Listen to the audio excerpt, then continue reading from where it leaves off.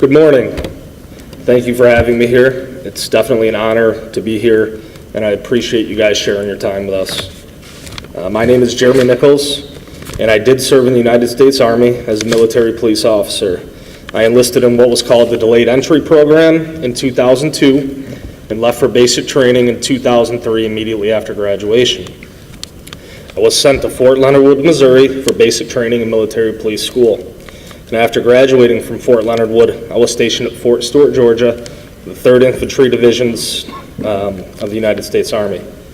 From there, I deployed 3 times, once to Baghdad, once to Kandahar, Afghanistan, and the last to the Paktia province of Afghanistan. I achieved the rank of sergeant and completed my service in 2009. It's a little background of what made me a vet. Rather than talking about what a veteran is and why I joined the Army, I'd like to talk about who veterans are. By definition, under federal law, veterans are any person who served honorably on active duty in the armed forces of the United States. Definitions are simple, concise words meant to describe something in the most exacting way. And we all know that sometimes a definition doesn't convey the true meaning of a word. I'd like to pull apart the definition for you and provide a little more insight into who I believe a veteran really is. Who are veterans before they're veterans? Simply put, they're you and they're us. If you look around this auditorium right now, you'll see them. You may not recognize them now, and they themselves may not know it yet, but amongst all of us right now, our future soldiers, sailors, airmen, and Marines.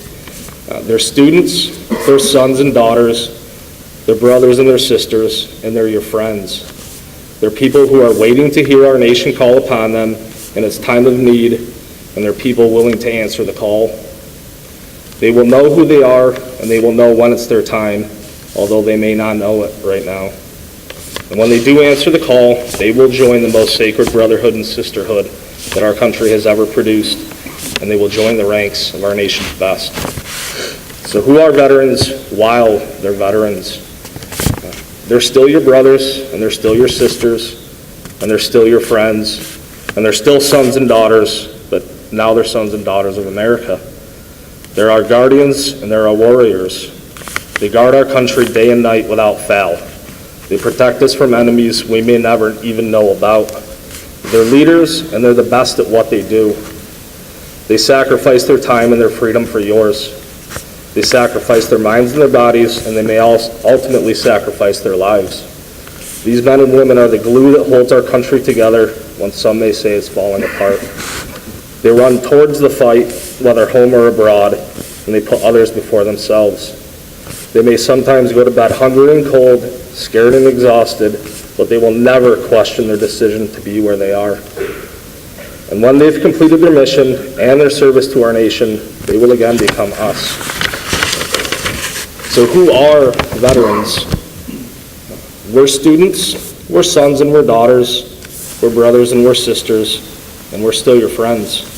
We're your neighbors, we're your teachers, and we're all around you, even though you may not recognize us anymore. And we're honored. We're honored to have been given the opportunity to serve our country and to serve with the best people we've ever met and probably will ever meet. We're better people now than we were before, and we have so much more to offer.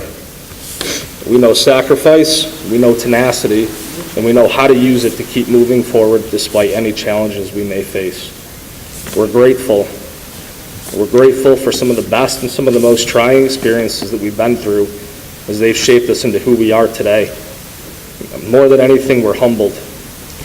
Most of us still can't find the right words to say when we're told, thank you for your service. And we still get chills when we hear the national anthem. We still remember that we were you and we were them, but now we're us. And we hope that when the time may come, that you will be them and then you will become us. Thank you for your time to be here today. Thank you for hearing what we have to say.